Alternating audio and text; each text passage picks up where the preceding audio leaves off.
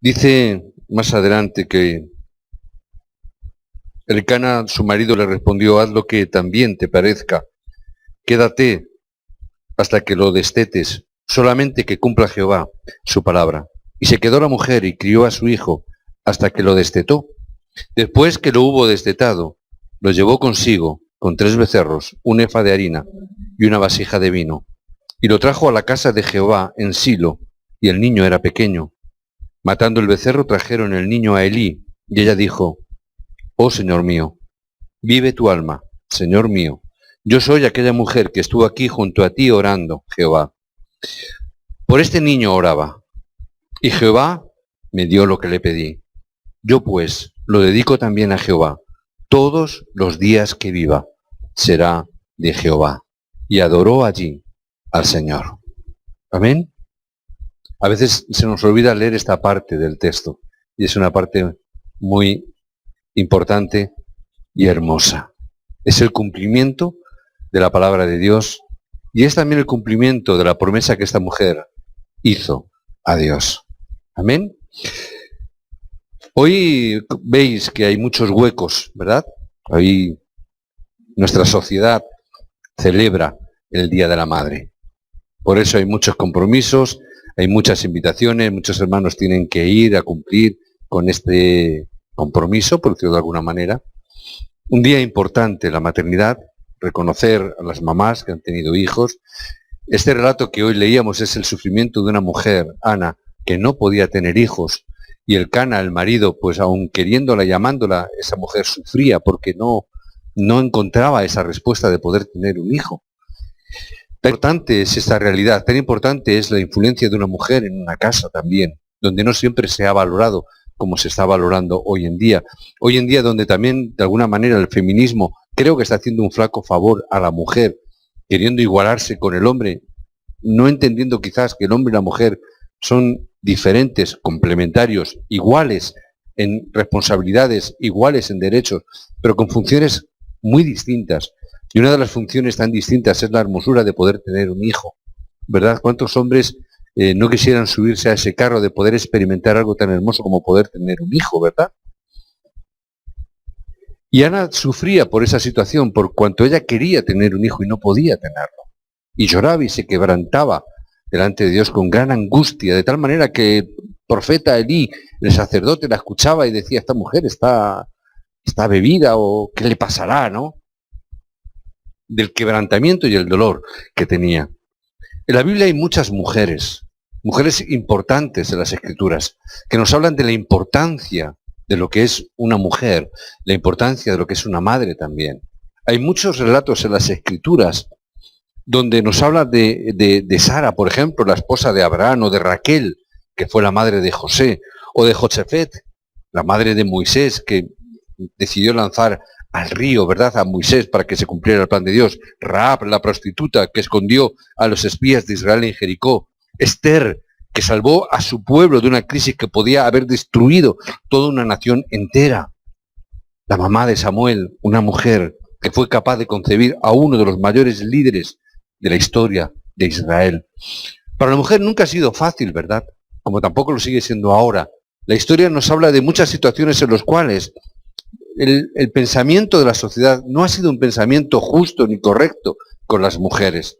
En los tiempos bíblicos, por ejemplo, la cultura judía, sabemos que la mujer nunca era contada como parte de la población total, ¿verdad? Siempre que leemos, cuando la Biblia da un número refiriéndose al pueblo de Dios, a los israelitas, el número siempre excluye a las mujeres y a los niños. Por ejemplo, cuando en el relato de que Jesús multiplicó los panes y los peces y cuenta que habían 3.000 hombres, realmente eran 3.000 hombres. O sea, las mujeres no las contaban. O sea, habría muchas más personas, pero hombres habrían unos 3.000, porque las mujeres no eran contadas en aquella época, ni los niños tampoco. La discriminación era tal hasta el punto que las mujeres eran consideradas solo como máquinas para producir bebés. Simplemente era el objeto por el cual un hombre podía tener un hijo.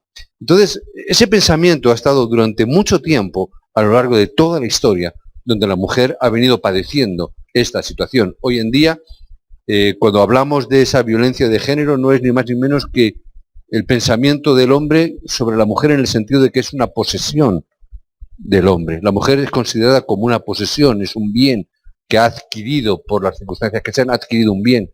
Y de alguna manera el hombre se posesiona sobre ese bien, que no consiente que nadie más pueda tenerlo, y para que nadie más lo tenga, es decir, es como el niño que dices, para no jugar, si yo no juego, pues rompo la pelota y ya no juega nadie, ¿no? Pues igual, ¿verdad? Es decir, ¿qué es lo que ocurre? Pues llegar incluso a poder matar a su propia esposa por el hecho de que nadie más pueda disfrutar de lo que supuestamente era suyo. Incluso llegar incluso a matar a su propio hijo con la madre, y matar al hijo ¿para qué? Para que nadie más disfrute de lo que es tuyo. Esa posesión del cual algunas veces los hombres han pensado, ¿no? La mujer como una posesión, como un objeto. En la Biblia muchas veces también se ha enseñado, sobre todo en teología, durante mucho tiempo se ha enseñado mal referente a la mujer.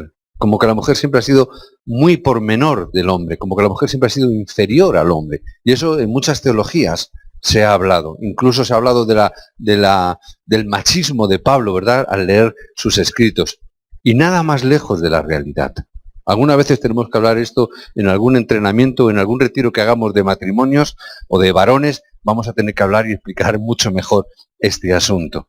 Pero hoy me quiero quedar con esta figura de esta mujer que tuvo una gran respuesta y que como mujeres que hay aquí y los hombres que tenemos que seguir este ejemplo, tenemos que ver cómo logró esta mujer débil, una mujer sencilla, obtener esa gran respuesta. Cómo una mujer débil como Ana puede lograr una obra tan grande de dar a luz y de poder levantar a un hombre como Samuel y levantarlo como la figura más importante, una de las figuras más importantes de la historia de la nación de Israel. ¿Cuál fue el misterio que había detrás de esa oración contestada y las bendiciones de Ana y de Samuel? ¿Qué había detrás de todo eso? Y todo lo que necesitamos entender. Y lo que más importante que necesitamos entender solamente es una cosa solo. Una cosa que esta mujer tenía y que nosotros tenemos que también tener. Que el entendimiento del Evangelio, tengo que saber que no es fácil para la mayoría de las personas. Que hay muchas personas, hay mucha gente que quiere entender, pero no puede entender. Mucha gente que se acerca a la iglesia, escucha, pero no entiende. Pero que si realmente lo llegas a entender, como veíamos la semana pasada, es la mayor bendición que puede venir sobre tu vida. El hecho de que tú hayas sido llamado y escogido para estar aquí, escuchando esta palabra y escuchando este mensaje del Evangelio de Cristo, significa que es la mayor bendición que puede llegar a venir a tu vida.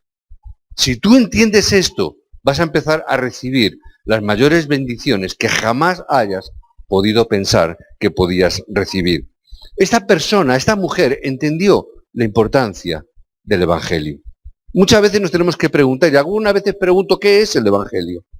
Y no entendemos muy bien cuáles son las bendiciones que Dios nos da a través del pacto del Evangelio, que representan el contenido mismo del Evangelio. Hay muchas veces no lo entendemos. Y a veces nos equivocamos porque no es una cuestión hoy en día de cómo podemos sobrevivir. A veces los creyentes hemos caído en el tópico de cómo sobrevivir en este mundo y en esta sociedad. Y el Evangelio no habla de cómo sobrevivir. Lo que el Evangelio nos dice es que somos la principal fuente de bendición que Dios ha puesto en este mundo. Pero tenemos que cambiar nuestro pensamiento. No es de cómo voy a sobrevivir en este mundo. No es de cómo voy a sobrevivir en estas circunstancias. No es de cómo voy a sobrevivir en medio de los problemas o de los conflictos, sino que Dios te ha puesto precisamente, probablemente en medio de los problemas y en medio de los conflictos, para que tú, aunque no lo creas, seas el origen de la bendición de Dios en ese lugar. Tenemos que ver que esto es parte del Evangelio. Es verdad que a veces las oraciones pueden tardar en ser contestadas. Y esta mujer que vemos hoy, Ana, se tiraron muchos años subiendo al templo, viendo cómo su otra, la otra mujer del Cana, en aquella época había dos mujeres, vemos las circunstancias, ¿verdad? Tenía dos mujeres, no había ningún problema. Y la otra mujer tenía varios hijos, pero ella ninguno. Y esta mujer oraba año tras año, vez tras vez, continuamente. Y la oración, puede ser que todavía tarde. Pero ¿qué es lo que esta mujer hizo y debemos de hacer? Debemos de sostenernos firmemente en la palabra y en el pacto que Dios nos ha dado, que somos nosotros origen de bendición. Tampoco buscamos ningún método o camino especial simplemente porque ya Dios nos ha dado las bendiciones representativas, que son el por qué no hay necesidad de que nosotros estemos ansiosos, estemos angustiados, tengamos desesperación y nerviosos simplemente. Ya Dios nos ha dado las bendiciones representativas. Dios nos ha dado las bendiciones históricas, porque en esta época donde no hay evangelio, a Dios le ha placido a esta manada pequeña darnos el secreto del reino de los cielos. Señor, esa es la mayor bendición que pueda haber en esta época, que hoy Dios esté dando este evangelio. Como Dios dijo a Abraham, que todas las naciones serían benditas por tu simiente, por tu semilla. Tenemos las bendiciones conmemorativas. Dios ha preparado ya a su pueblo para recibir estas bendiciones. No importa tu ineficacia, no importa que seas débil, no importa a veces una simple mujer, no importa ante el poder de Dios. Nada puede dificultar el poder de Dios, nada puede parar. Si realmente entramos rápido en el evangelio, Dios estará obrando. Y si Dios está obrando en tu vida, no tienes ningún motivo para fracasar. No importa, aunque todavía tú no estés recibiendo la respuesta que estás buscando. El Señor cuando llamó a Moisés, Él estaba diciendo, no te preocupes, Moisés, cuando Moisés empezó a ponerle pegas. Es que soy tartamudo, no me cuesta trabajo hablar, no sé hablar muy bien. Y Dios que le dice, no te preocupes, yo sé cuál es tu problema, yo sé cuáles son tus limitaciones, yo sé tus dificultades, yo sé de lo que tú necesitas, yo sé de lo que eres carente, yo sé lo que es necesario para ti. Yo sé, el Dios Todopoderoso sabe y conoce tu situación. No es problema tus debilidades, Dios ya las conoce. Simplemente lo que tienes que hacer es mantenerte en el nombre de Jesucristo. Es mantenerte en el pacto de que Dios obrará en tu vida. Simplemente créelo y mantente en esa palabra. Mantente en esa oración. No importa que seas débil. Ya Dios sabía que eras débil cuando te llamó. El mensaje del domingo pasado que era, Dios llamó a quienes, a los que Él quiso, que Él sabía, conocía la debilidad de Pedro, conocía la debilidad del otro, de Lucas, conocía la debilidad de Tomás y sabía que un día Tomás iba a tener incredulidad y sabía que Judas lo iba a entregar. No era sorpresa, Dios sabía, Jesús sabía todas esas limitaciones que tenían, sabía que cuando a Él lo apresaran todos iban a salir huyendo. Jesús lo sabía. Sabía que cuando salió o subió al monte a orar, en ese huerto del Getsemaní, sabía que los que le estaban siguiendo se iban a quedar dormidos. No habéis podido aguantar ni una hora a orar por mí, no os preocupéis, venga, vámonos para abajo. Sabía lo que iba a ocurrir. Dios sabe todas las cosas. Por eso nosotros simplemente tenemos que abrir nuestros ojos para ver cuál es el método de Dios. Y el método de Dios no es una planificación. El método de Dios siempre son hombres. Personas, en este caso, ¿verdad? Personas, hombres y mujeres. Debemos comprender, por lo tanto, por qué estás haciendo lo que haces. ¿Por qué haces lo que haces? Cuando vas a trabajar, tienes que trabajar con tanta fuerza como puedas, pero encuentra y aprende el por qué estás trabajando donde estás trabajando. ¿Por qué estás viviendo donde estás viviendo? Los que venís de fuera de España, ¿por qué habéis venido a España y concretamente? Hermanos, preguntaros, ¿no había un sitio más bonito que Parla para venir a vivir? Dejo ahí. ¿No había un sitio mejor? ¿No había un sitio mejor? ¿Más bonito, más agradable? ¿Por qué Dios permite que estemos aquí donde estamos? ¿Por qué Dios permite en este barrio, aquí en esta ciudad de Parla? ¿Por qué Dios establece aquí su reino? ¿Por qué Dios te ha llamado aquí a trabajar? ¿Por qué Dios te ha llamado aquí a estudiar? ¿Por qué Dios te ha puesto en este lugar, en esta congregación? Preguntaros ahora que tenemos bebés, aunque hoy todavía hay ausencias de bebés por el Día de la Madre, ¿verdad? Pero pregunta, ¿por qué Dios te ha dado un hijo? ¿Es un capricho de la naturaleza simplemente? O como aquel dice, bueno, como puedo, lo hago, ¿no? Como puedo. ¿O realmente Dios tiene un plan? ¿Para qué Dios te ha dado a un hijo? Ana sabía. ¿Para qué Dios te ha dado un hijo? ¿Por qué eres madre? Día de la madre, ¿no? ¿Por qué? ¿Te has preguntado, para qué? ¿Has preguntado alguna vez a Dios, para qué Dios te ha dado al hijo que te ha dado?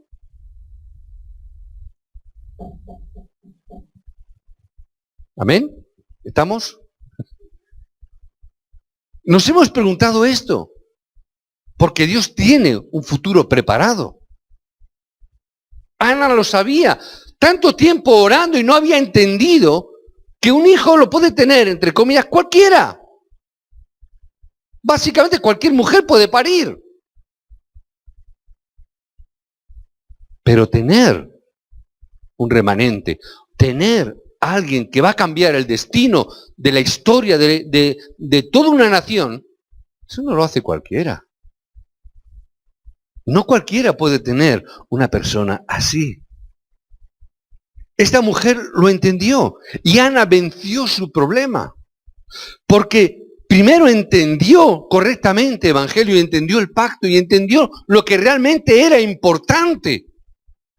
Ella entendió lo que era primordial, ella comprendió para qué. Ella quería tener un hijo. No era simplemente una satisfacción personal. Quizás al principio sí.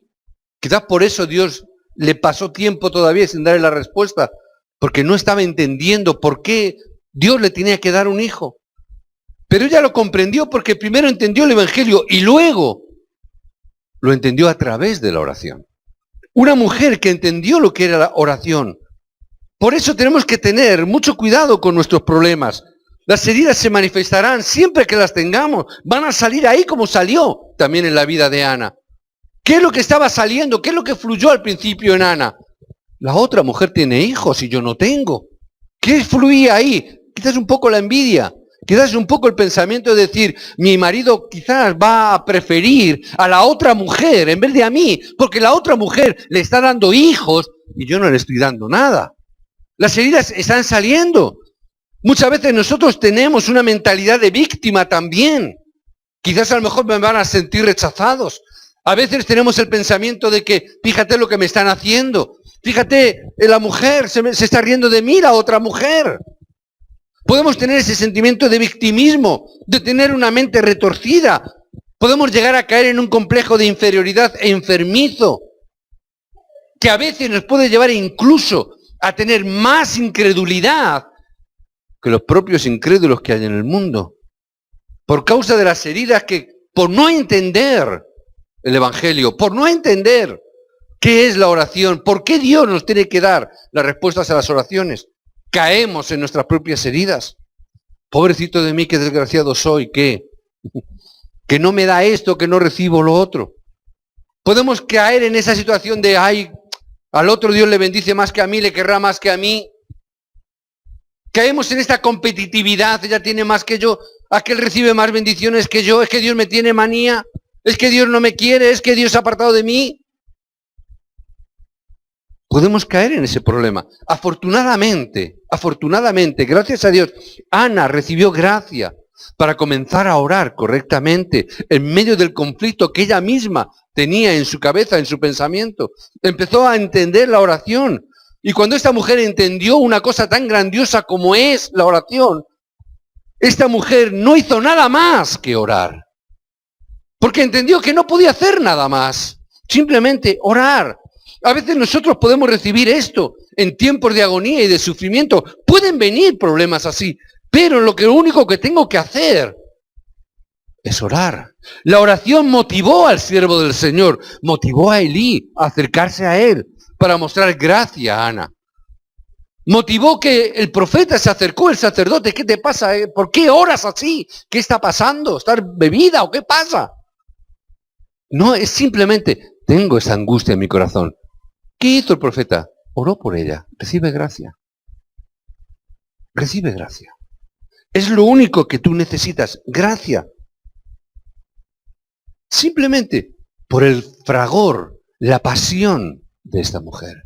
Hoy a los diáconos les hablaba de esta palabra y la conclusión que les decía era esta: tenemos que tener la pasión de David. Tengo que tener esta pasión. Pasión como esta mujer que clamaba de esta manera para obtener la respuesta que necesitaba en su corazón.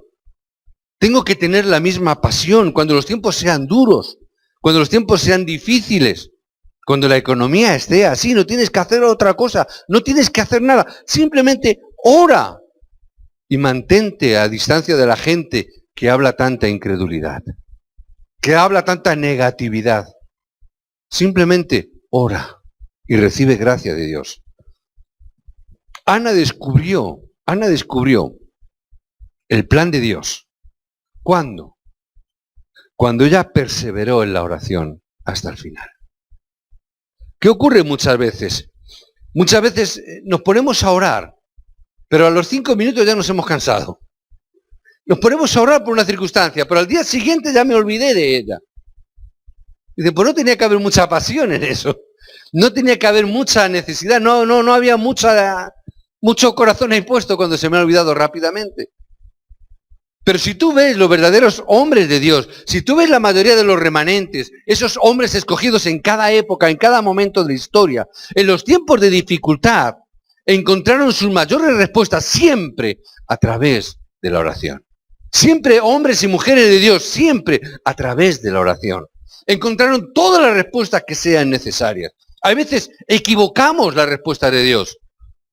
A veces no entendemos muy bien cuáles son esas respuestas de Dios. Cuando oras, posiblemente, algunas personas creen que oran por dinero y Dios les va a... Cuando abren los ojos, Dios les va a poner un sobre al lado del asiento.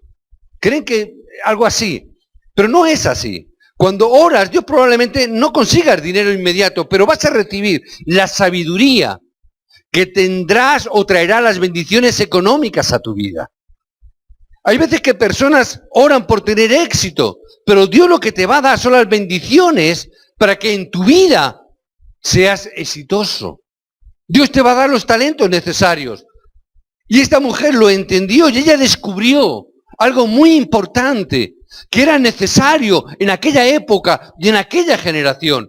Ella vio que en ese momento, como en los tiempos de hoy, hacía falta que Dios levantara a un nazareno, a un hombre de Dios, a un profeta de Dios. Ella vio que era necesario que Dios levantara a esa persona. Por eso oró, porque tuvo ese descubrimiento. Vio la necesidad de un nazareno, de un hombre entregado a Dios. Ella vio esta realidad y hasta que no lo obtuvo, no paró de orar. Perseveró en la oración hasta que Dios dio la respuesta. Ahora, ¿qué es lo que nosotros hacemos inmediatamente después de que Dios nos da una respuesta? ¿Qué es lo que solemos hacer? Olvidarnos. Yo una vez pregunté y dije, cuando salimos de viaje, ¿cuántos oramos para que Dios bendiga el viaje? ¿No? ¿No oráis cuando salís de viaje? ¿Sí? Sí, bueno, por lo menos con la cabeza de hacer así que os vea yo. ¿Sí? ¿Oramos? ¿Y cuando lleguéis al destino? ¿También oráis? Qué buenos creyentes sois. Qué buenos creyentes sois. Hay que orar antes, durante y después. Ana entendió que también había que orar después. Una vez que Dios nos ha dado la respuesta. Ana levantó su respuesta a Dios. Y el texto que hemos leído es la oración que Ana hace cuando hace entrega del bebé al profeta, al sacerdote Elí. Cuando lo entrega al templo, hace esa oración de gratitud a Dios. Y alaba a Dios con gratitud. Pero no para ahí de orar. Esta mujer sigue orando después. ¿Por qué? Para que las mismas bendiciones que ella había recibido pudieran estar sobre sus hijos. Sobre su hijo. Señor, gracias que me has dado un niño. ¡Hala! Vamos a educar al niño, vamos a dar el potito, vamos a darle las cosas. Y nos olvidamos para qué Dios nos ha dado ese hijo. Ana sabía para qué Dios había dado ese bebé. Y ella lo entregó en el templo. No es fácil entregar a un hijo. ¿Verdad? Papás, mamás, no es fácil entregar a un hijo. Pero esta mujer entendió la importancia del Nazareno. Entendió la importancia de dar a un hijo por causa del Evangelio. Ahora que no hay muchos coreanos aquí, Bueno, hay 2, 3, no hay muchos. Bueno, una de las cosas que me asombran del pueblo coreano, precisamente, es esta gracia que ellos han recibido para entregar sus hijos por causa del Evangelio. Cuando digo entregar sus hijos no es que los maten, ¿verdad? No es eso. Pero muchas veces, cuando hablo con padres, con pastores, con misioneros, creyentes, he mandado a mi hijo a China. Bueno, se han ido, ¿verdad? Aquí está la mamá de Will. Cuando Will vino, ¿qué años tenía Will cuando vino? Era un niño de poca edad. Yo me quedo asombrado por la facilidad de recibir gracia de parte de Dios para poder decir, voy a mandar a mi hijo a un país, al extranjero, para que aprenda el idioma, la cultura, para que sea levantado como misionero por causa del Evangelio. ¿Cuántos padres conocemos, mi esposa y yo, en Corea, que mandan a sus hijos a China, ya de pequeñitos, para que aprendan por causa del Evangelio? No para que sean millonarios, no para que sean personas importantes en la política, no para que sean personas exitosas económicamente en los negocios, no. Por causa del Evangelio. Y muchas veces mi esposa y yo decimos, ¿seríamos nosotros capaces, mi esposa y yo, seríamos capaces nosotros de haber entregado a nuestros hijos, siendo tan jovencitos, tan pequeños como a veces he visto que ellos han tenido esa gracia? ¿Hubiésemos sido nosotros capaces? Ahora es fácil mandar a Jonathan a Corea. Es una bendición mandarle a Corea en todos los sentidos. Para él, quiero decir, es una bendición. Ahora es fácil porque ella tiene ya 22, 23 años, pero pequeños. Ahí estoy viendo a Esperanza con su niño. ¿Qué harías, Esperanza? Difícil, no respondas, es muy difícil.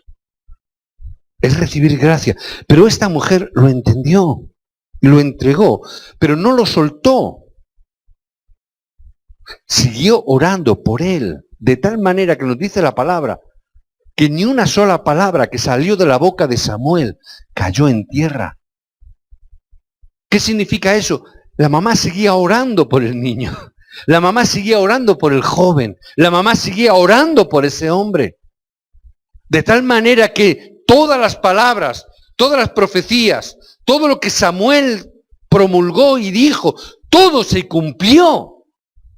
También porque detrás había una mujer que seguía orando por ese niño. No lo soltó, ya está, ya tengo la respuesta, lo entrego, jeje, jaja. Dios me ha dado 5 hijos más. Era para decir, me olvido del otro. Siguió orando por él. Ni una palabra cayó en tierra. No hubo guerras mientras Samuel estuvo con vida. No hubo ni guerra. Y ahí sí que me creo también que la mamá estuvo orando. Mi niño, que no pase por ningún trauma. Como cualquier mamá, ¿verdad? Que no pase por conflictos. Y oraría, Señor, continuo y constantemente, levántale. Que donde mi hijo esté, las fuerzas de la oscuridad no puedan estar. Que donde mi hijo vaya, todo el poder de oscuridad sea quebrantado en su campo, porque ese es el reino de Dios. Y seguía orando por ese niño. Señor, envía tus ángeles, tu ejército espiritual, donde mi hijo esté, donde vayamos, que tus ángeles nos acompañen, que tus ángeles sigan precediéndonos, que Él reciba la guía del Espíritu Santo, que haya paz mientras vivamos. Tenemos que tomar esta oración también nosotros. Tenemos que seguir orando. No es solamente Dios me ha dado un hijo. Tenemos que seguir orando por ello. No es que Dios me ha dado un remanente. Es que tengo que seguir orando por ello. Continua y constantemente. Tenemos que seguir orando para que Dios levante los discípulos, como levantó los discípulos a Samuel. Y Samuel encontró a David y levantó a David. Tenemos que orar. Señor, quiero ser o tener los discípulos como Samuel. Levanta a los discípulos como Samuel. Tenemos que ser hombres y mujeres con este carácter, con esta realidad. Tenemos que ser los principales protagonistas, que levantemos la generación de hombres y de mujeres como Samuel. Por eso es tan importante los remanentes. Mamás, tan importante, las mujeres pueden ser débiles. Dicen que la mujer es el sexo débil. Yo estoy totalmente en contra de eso. Es al revés. Las mujeres pueden parecer débiles, pero como madres son muy fuertes. Quítale un bebé a una madre. Quítale el bebé a una madre. y verás si es fuerte o no es fuerte. Mira que una madre vea que pasa necesidad a su hijo, verás si es fuerte o no es fuerte esa mujer. Luego dime si es débil. Pueden parecer débiles las mujeres, pero como esposas son muy fuertes. Son las que levantan a los hombres, son las que mantienen el hogar, son las que mantienen la unidad. Es la fortaleza que tiene una mujer. Tenemos que ser llenos de gracia como las mujeres. Tenemos que recibir gracia como las madres. Tenemos que recibir gracia. Porque las mujeres, que aunque puedan parecer débiles, pero como discípulas, son las mejores discípulas que hay. Simplemente tienes que ver las estadísticas. Mira hoy a tu alrededor, cuántas mujeres hay y cuántos hombres hay. Ganan las mujeres por goleada. Y esto no es aquí, en todas las iglesias que vayas a visitar. Donde hay más diáconos, mujeres.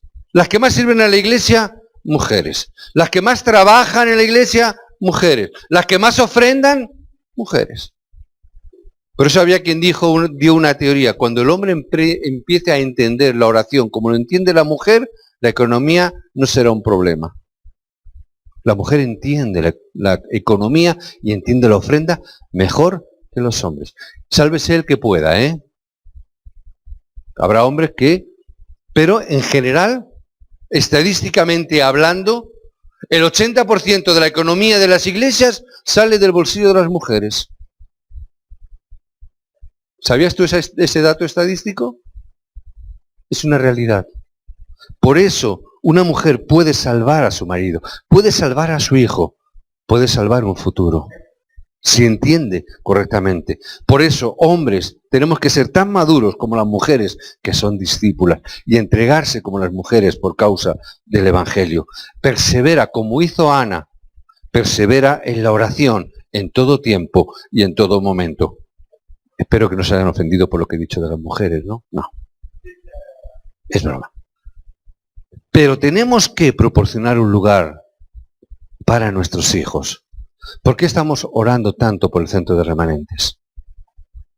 No es un capricho. No es un título decir, bueno, es una excentricidad del pastor. No es eso. Es el plan de Dios. Que todas las partes del mundo, y es el mensaje del pastor Río, que también me hago propio, que se levanten centros de remanentes en todos los países del mundo para levantar a los hijos desde pequeñitos como Samuel. Amén. Que podamos ser madres y padres como Ana, que sigan orando con ese tesón y con esa pasión por sus hijos. Agarremos cualquier cosa que venga a mano, si realmente estamos viendo que es el plan y la voluntad de Dios, que podamos estar orando. Así como la pequeña oración de Ana salvó el mundo en aquella época, nuestras pequeñas oraciones pueden salvar nuestra generación y nuestra ciudad en el día de hoy. Por causa de nuestra debilidad, Dios estará obrando. No te rindas, mantente en el pacto. No te desanimes por lo que veas a tu derecha ni a tu izquierda. Simplemente mantente en el pacto y en la palabra. Y mantente ahí y comienza a orar para disfrutar de las grandes bendiciones que Dios tiene para tu vida. Que hoy podamos disfrutar de este día. No como la sociedad. Ay, mamá, qué linda eres. Que Dios levante a estas mujeres como Ana. Amén. Que nos levante a nosotros, varones, pero con el mismo corazón de Ana. Amén. Que como hombre y mujer, como padres, como varones y mujeres, que podamos orar para levantar una generación de Samueles. Hombres y mujeres como Samuel. ¿Sabes que Samuel es el único en la Biblia, juntamente con Cristo, que tiene esa capacidad de ser profeta, sacerdote y rey? Que se reúne también en la figura de Samuel esas tres funciones. Él cumplió también esas tres funciones, profeta, sacerdote y rey, en un momento. Hombres que realmente tengan esta importancia, esta relevancia, para cambiar toda una sociedad. Yo os bendigo en este día y os bendigo para que donde estéis hoy, el reino de los cielos se establezca. Si tenéis compromisos con la familia, bendecirles con esta palabra. Si vais a algún hogar donde os han invitado o tenéis que cumplir con algún tipo de compromiso, poder dar y transmitir la palabra que Dios nos ha dado hoy. En el nombre de Jesucristo oramos. Amén.